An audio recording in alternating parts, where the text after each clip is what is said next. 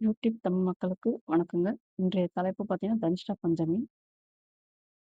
தனிஷ்டா பஞ்சமியும், அந்த நட்சத்திரங்களும், பரிகாரங்களும் என்ற ஒரு தலைப்பு பார்க்க போறோம். ஏன்னா, இது வந்து ஒரு முக்கியமான ஒரு நடைமுறைக்கு நம்ம வாழ்க்கைக்கு தேவையான ஒரு கண்டிப்பான இந்த ஒரு விஷயம். அதால மக்கள் வந்து இத பின்பற்றினால், உங்களோட குடும்பம் மேன்மேலும் செழுமையாக இருக்கும். சப்போஸ் இந்த தனிஷ்டா பஞ்சமி நட்சத்திரங்கள் இறப்பு இல்லாமல் மற்ற மீதி உள்ள 28 நட்சத்திரத்தில் 13 நட்சத்திரம் தனிஷ்டா பஞ்சமி நட்சத்திரம். மீதி உள்ள 14 நட்சத்திரம் அது இறந்தாங்கன்னா, அது நீங்க வந்து கவலைப்பட வேண்டிய வேலை இல்ல. எப்பயும் நீங்க செய்ற மாரி திதி கர்மா செஞ்சாலே அது போதும். இந்த 13 நட்சத்திரங்கள் வந்து தனிஷ்டா பஞ்சமி நாள் அடைப்பு. அதாவது அடைப்பு என்றால் மேலோகம் செல்ல தடை. அதாவது யமலோகம் அ செல்ல தடை. மீதி உள்ள அந்த 14 நட்சத்திரம் சொன்னேன் இல்லைங்களா? தனிஷ்டா பஞ்சமி அல்லாத நட்சத்திரம். அவங்களுக்கு வந்து இறந்தவுடனே அவங்க வந்து ஒளி வடிவாலான யமலோகம் அவங்க சென்று விடுவார்கள். ஆனா வந்து இந்த தனிஷ்டா பஞ்சமி மட்டும் சில காலங்கள் அவங்க பூமிக்குள்ளே அவங்க வந்து இருக்கணும், வாழணும் அப்படின்றது தான் இந்த தனிஷ்டா பஞ்சமி என்ற ஒரு நட்சத்திரத்தோட விதி. அது என்ன நட்சத்திரம் என்று பார்க்கலாம். வாங்க அதுக்குண்டான பரிகாரத்தை நம்ம வந்து பார்ப்போம். ஏன்னா இது வந்து 100% உண்மை. இது நம்ம அனுபவம் கண்ட ஒரு விஷயம். நான் மற்றவர்களும் நெறைய பார்த்துருக்கேன். நீங்களே பார்த்துருப்பீங்க. ஒரு வீட்ல மரணம் நடந்தா, உடனே அடுத்தடுத்து எதனா ஒரு சம்பவம் நடந்துகிட்டே இருக்கும். அதுக்கு என்ன காரணம் பார்த்தீங்கன்னா, இந்த தனிஷ்டா பஞ்சமி நட்சத்திரமா தான் இருக்கும். அதுதான் நம்ம வந்து பார்க்க போறோம். அதாவது இறந்தவர்களுக்கு நட்சத்திரம் பார்க்க வேண்டும். இறந்தவர்களுக்கும் நட்சத்திரம் பார்க்க வேண்டியது மிக அவசியமானது என சித்தர்கள் கூறியுள்ளனர். தனிஷ்டா பஞ்சமி என்றால் என்ன? தனிஷ்டா பஞ்சமியில் என்ன செய்ய வேண்டும் என்று பார்க்க போறோம். தனிஷ்டா பஞ்சமி நட்சத்திரங்கள் 13 ஆகும். அவிட்டம், சதயம், புரட்டாதி, உத்திரட்டாதி, ரேவதி ஆகிய 5 நட்சத்திரங்களில் இறந்தவர்களுக்கு 6 மாதங்கள் அடைப்பு. இந்த அடைப்புன்றத பிறகு நம்ம பார்க்கலாம். ரோகிணியில் ரோகிணியில் இறந்தவர்களுக்கு 4 மாதங்கள் அடைப்பு. அடுத்தது கார்த்திகை, உத்திரம் ஆகிய நட்சத்திரங்கள் இறந்தவர்களுக்கு 3 மாதங்கள் அடைப்பு. மிருகசீரிஷம், சித்திரை, புனர்பூசம், விசாகம், உத்திராடம் ஆகிய 5 நட்சத்திரங்களில் இறந்தவர்களுக்கு 2 மாதங்கள் அடைப்பு என்றும் குறிப்பிடப்பட்டுள்ளது. அடுத்தது பார்த்தீங்கன்னா, பிறக்கும்போது நட்சத்திரத்தையும் இறப்புக்கு திதியும் நாம் நினைவில் கொள்வோம். ஆனால் இறக்கும்போது நட்சத்திரம் பார்க்க வேண்டியது அவசியம் என்று சித்தர்கள் சொல்லி வைத்துள்ளனர். சில நட்சத்திரங்கள் அடைப்பு என்று வழங்கப்படுகின்றன. அது என்ன அடைப்பு?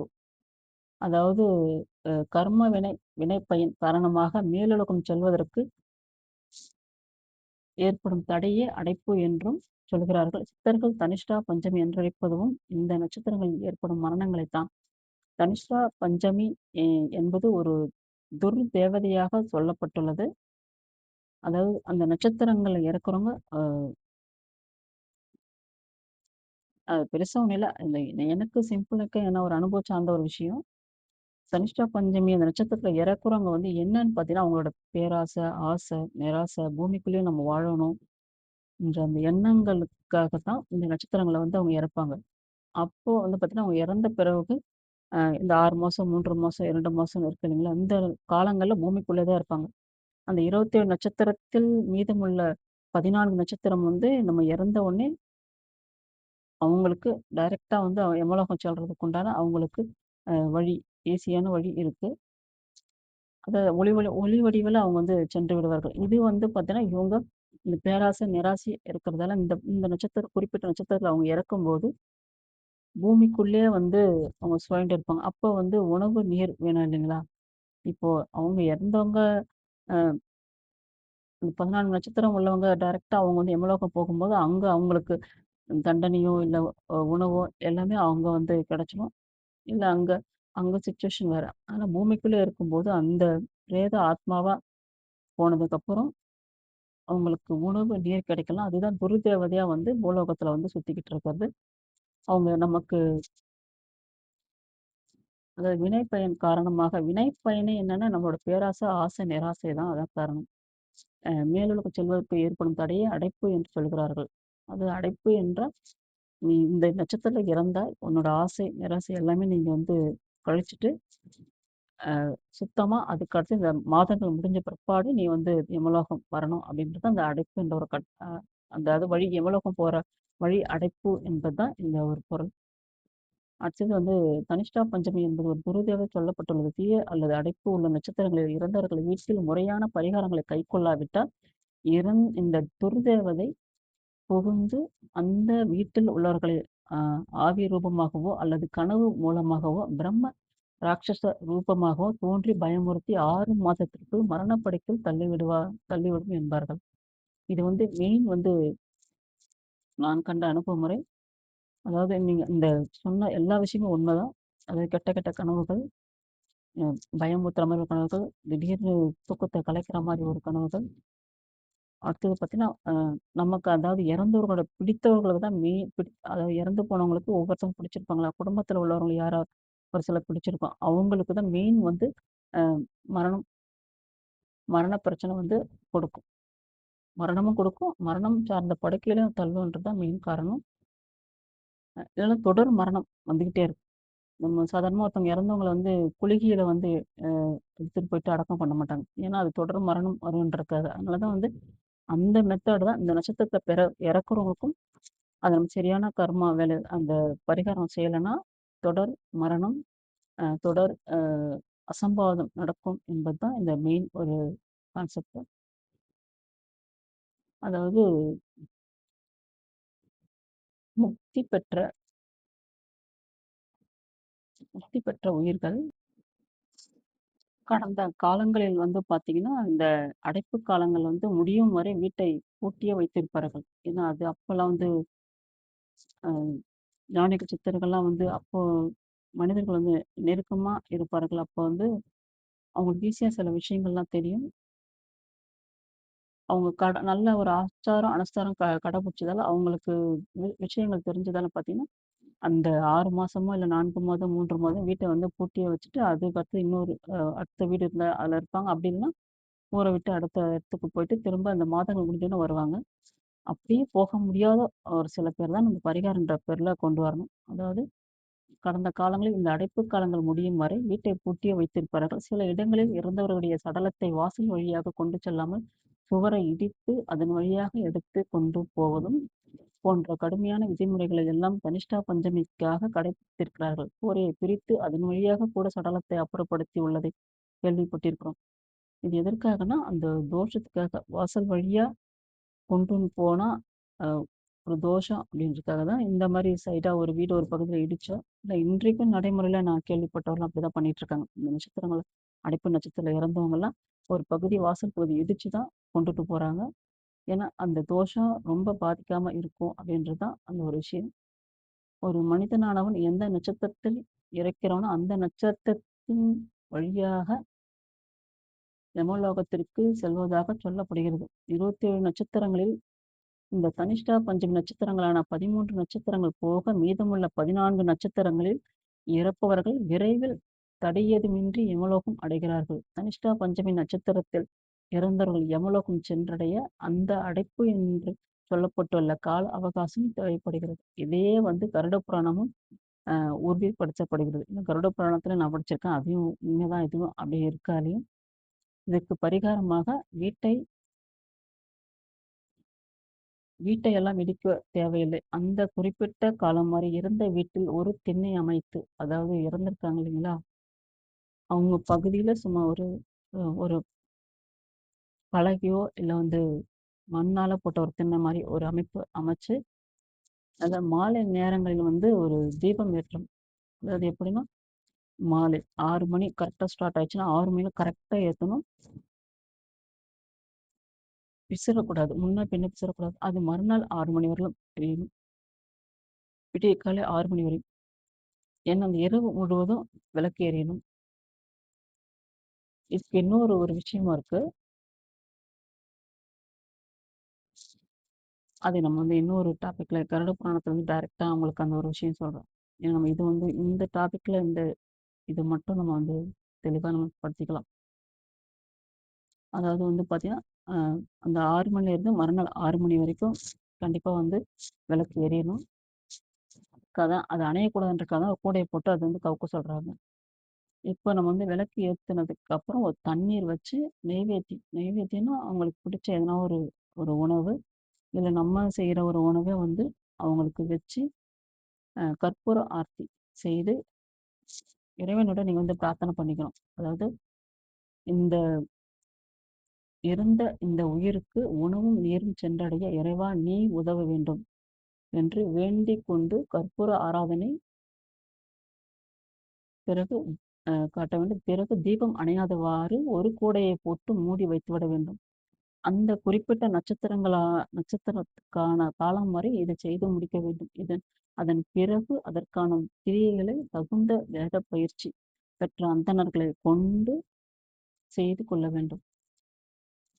புரிஞ்சுதுங்களா? அதான் அவங்களுக்கு கொடுக்கப்பட்ட அந்த இறந்தவங்களுக்கு உண்டான எத்தனை மாதமோ அத்தனை மாதங்கள் இந்த வந்து உணவு நீரும் கொடுக்கணும். இதே கருட புராணத்துல என்ன சொல்றாங்க பாத்தீங்கன்னா, அதுல வந்து என்ன சொல்லியிருக்காரு வந்து கிருஷ்ண பரமாத்மா கருட பகவானுக்கு தான் அந்த உபதேசம் சொல்வாரு. அதாவது இவங்களுக்கு அடைப்பு என்றதால் அந்த இவங்களுக்கு பேராசை, நிராசை அதெல்லாம் இருக்கு இல்லைங்களா? அந்த ஆத்மாவுக்கு. அவங்க மட்டும்தான் டைரக்ட்டா வந்து யமலோகம் போக முடியாத ஒரு சூழ்நிலை. அப்ப வந்து என்ன மெயின் காரணம் பார்த்தீங்கன்னா, இவங்க வந்து நடந்தே தான் போகணும்.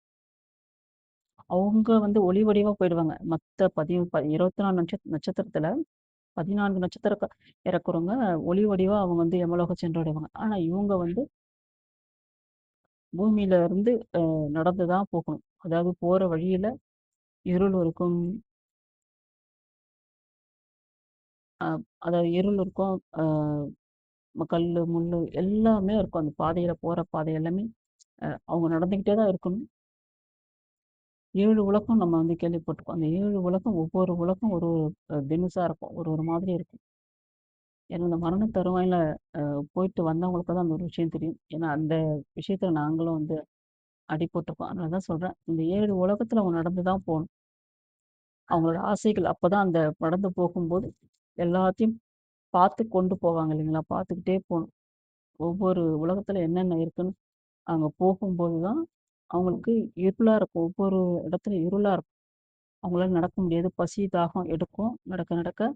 அப்ப அந்த பசி, தாகத்துக்கு தான் இந்த அடைப்புன்ற ஒரு கான்செப்ட். நம்ம உணவும், நீரும் கொடுக்கணும். அந்த விளக்கு ஏற்ற அந்த ஒளியிலேயே அவங்க வந்து நடப்பாங்களாம். அதாவது யமலோகம் செல்றதுக்கு அந்த ஒளியிலேயே வந்து அவங்க நடந்து செல்வதாக கருட புராணம் சொல்லுது. நடந்து செல்வாங்க. நம்ம குடுக்குற உணவு, நீர் தான் அவங்களுக்கு அங்க போய் சேரும். அத வந்து அவங்க சாப்பிட்டு, இறைவனுக்கு நம்ம பிரார்த்தனை பண்ணும்போதே அங்க வந்து அந்த இறந்தவங்களுக்கு அந்த உணவு, நீரும் போகும்.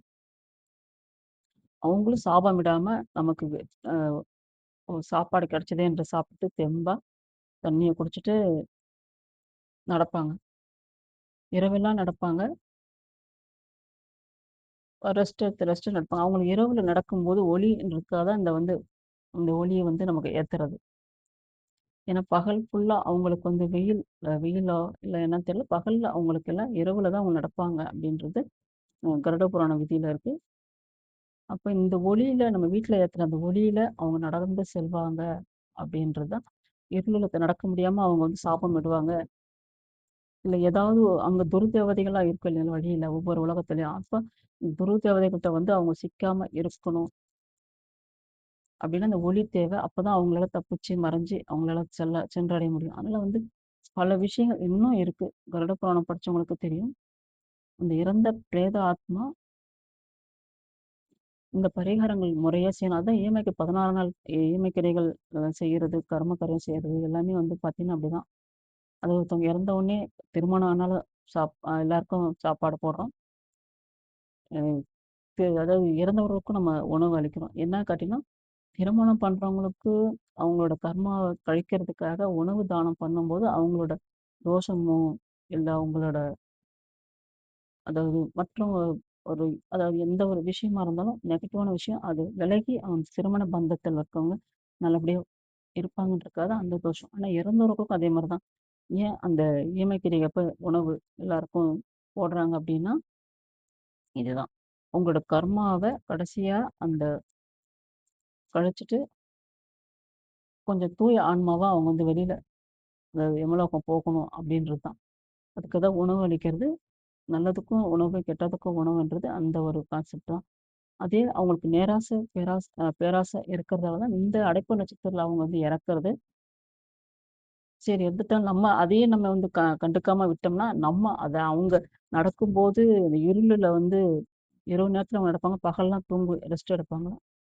நடக்கும்போது அவங்க கல்லு, மண்ணு கண்ணு தெரியாம அவங்க என்னென்ன பாதத்துல படுதோ, அப்ப அவங்க சாபம் அங்க நமக்கு வரும். அது இல்லாம சாப்பாடு இல்லாம, உணவு இல்லாம அவங்க மயங்கி அங்க உழுந்து அங்க துடிக்கிறத பார்த்துனா, அந்த டைம்ல நமக்கு வந்து அ துருதேவதையா நமக்கு வந்து தொல்ல குடுக்குறதும் இதுதாங்க மெயின் ஒரு கான்செப்ட். அதனால வந்து மக்கள் வந்து இந்த 13 நட்சத்திரங்கள வந்து கண்டிப்பா வந்து வாழ்க்கையில வந்து எல்லாருமே வந்து பார்த்து அதாவது நம்ம குடும்பத்துல இல்லாம இருந்தாலும், பக்கத்துல உங்களுக்கு தெரிஞ்சவங்க யாராவது இருந்தாலும் என்ன நட்சத்திரம் கேட்டு, அதுக்கு உண்டான அவங்களுக்கு வழிமுறை நீங்க வந்து செஞ்சு குடுத்தீங்கன்னா, அந்த குடும்பம் கொஞ்சம் நலிவுற்று இல்லாம, நல்ல முறையில மேன்மேலும் அவங்க நல்லபடியா இருக்க, உங்களோட உதவியும் அ இருக்கும். அப்படின்றத இந்த இந்த டாபிக் நான் பேசுனது நம்ம ஆஸ்ட்ரோ பட்சத்தில மட்டும் இல்ல. ஏன்னா நெறைய டாபிக் இருக்கு. இந்த டாபிக்ல வந்து நான் அனுபவம் சார்ந்த ஒரு உண்மை. அதில தான் இத வந்து நான் மெயினா வந்து உங்களுக்கு சொல்றேன். நான் ஏற்கனவே ஒரு வீடியோ ஒண்ணு போட்டிருப்பேன். சிம்பிளா முடிச்சிருப்பேன். அனுஷ்டா பஞ்சமி நட்சத்திரங்கள் என்னன்னு போட்டிருப்பேன். இதில இருந்து பரிகாரங்கள் என்றது இந்த உணவு, நீர் தான். அது எப்படி முறையா நம்ம செய்யணும் அப்படின்றத நீங்க மேலும் தெரியும்னா, உங்க பகுதியில இருக்கிற ஒரு நல்ல ஒரு ஜோதிடர்கிட்ட நீங்க கேட்டு தெரிஞ்சுக்கிட்டாலே, அவங்க விளக்கமா சொல்லுவாங்க. அதனால வந்து பிறந்த அ குழந்தைக்கு நீங்க நட்சத்திரம் பார்க்குற மாரி தான், இறந்தவங்களுக்கும் அந்த நட்சத்திரம் நல்ல நட்சத்திரமா, தனிஷ்டா நட்சத்திரமா ன்ற நீங்க பார்த்து, அதன்படி நீங்க பரிகாரத்தை வச்சு உங்களோட குடும்பம் மென்மேலும் நலமுடன் இருக்கும். ஏன்னா 100% இத நீங்க வந்து முழுமையா நம்பலாம். இது பொய்யான விஷயம் இல்ல. நான் ஜோதிடம் படிக்கிறதுக்கு முன்னாடியே வந்து கருட பஞ்சாங்கத்துல படிச்சேன். என்ன இப்படிலாம் ஒரு விஷயம் இருக்கான்னு. ஏன்னா அது நடைமுறையில நாங்க அனுபவிச்சத நினைச்சு பார்க்கும்போது 100% இது உண்மை. தனிஷ்டா பஞ்சமி என்பது ரொம்ப அ உண்மை அப்படின்னு அப்பதான் புரிஞ்சுது. அதால மக்களே இது வந்து கேர்லெஸ்ஸா எடுத்துக்காதீங்க. நீங்க எங்கெங்க போறீங்களோ, அந்த இடங்கள்லயும் வந்து அந்த நட்சத்திரம் என்னன்னு கேட்டு, அதுக்கு தகுந்த மாரி உங்கள நீங்க வழிமுறைய நீங்க காமிச்சு விட்டீங்கன்னா, அது எந்த மதமா இருந்தாலும் எல்லாருக்கும் ஒண்ணுதாங்க. இந்த நட்சத்திரம் பொறுத்தவரையிலும். அதெல்லாம் அவங்களுக்கு முடிஞ்ச நீங்க வழிகாட்டி பாருங்க. ஏன்னா உங்க குடும்பத்தில மேலும் எந்த ஒரு அசம்பாவிதம் நடக்காம, நம்ம வந்து தடுக்கலாம். அப்படின்றதாங்க. இந்த வீடியோ பிடிச்சிருந்தா லைக் பண்ணுங்க, சப்ஸ்கிரைப் பண்ணுங்க. ஏன்னா அடுத்து ஒரு ஜோதிடத்துல ஒரு நல்ல ஒரு டாபிக்கா நம்ம வந்து எடுத்து பேசணும். ஏன்னா நமக்கு ஜோதிடம் தெரிஞ்சு சொல்லிட்டு எல்லாத்தையும் நெறைய ஜோதிடர்கள் இருக்காங்க. எல்லாத்தையும் நம்ம வந்து பேசிக்க முடியாது. அது நமக்கு முக்கியமான, நமக்கு தேவையான ஒரு சில பாயிண்ட்டுங்கள மட்டும் நம்ம எடுத்து வாழ்க்கையில வழிமுறைப்படுத்திக்கிட்டாலே நமக்கு போதும். அதுவே நம்ம வந்து வச்சுக்கிட்டு வாழலாம். ஏதோ தெரியாம அ இருக்கிற மக்கள் இப்ப நானே பாருங்க ஜோதிடம் படிச்சதுக்கு அப்புறம் தான் அந்த விஷயம் தெரிஞ்சது. கருட புராணம் படிச்சதுக்கு அப்புறம் தான் எனக்கு இந்த விஷயம் தெரிஞ்சது. அதுக்கு முன்னாடி எங்க குடும்பத்தில இருக்கவங்க யாருக்குமே தெரியாது. இப்படி தனிஷ்டா பஞ்சமி ஒரு நட்சத்திரம் இருக்கிறதுன்னு பெரிய ஃபேமிலி. ஒண்ணுமே தெரியாது. ஆனா பார்த்தீங்கன்னா, 10 மரணங்களுக்கு நாங்க சந்திச்சிருக்கோம். அது இல்லாம மரண படுக்கையில நான்லாம் வந்து பார்த்தீங்கன்னா, மரண படுக்கையில இருந்து வெளியே வந்திருக்கேன். இந்த மாரி நெறைய விஷயங்கள் வந்து அ இது கண்டிப்பா இருக்கு. மக்கள் வந்து இது தெரிஞ்சு நீங்க பயன்படுத்திக்கங்க. மரணம் என்பது சாதாரண விஷயம் இல்ல.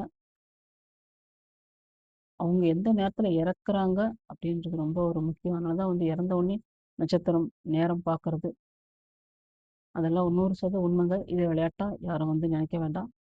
நன்றி. வணக்கம்.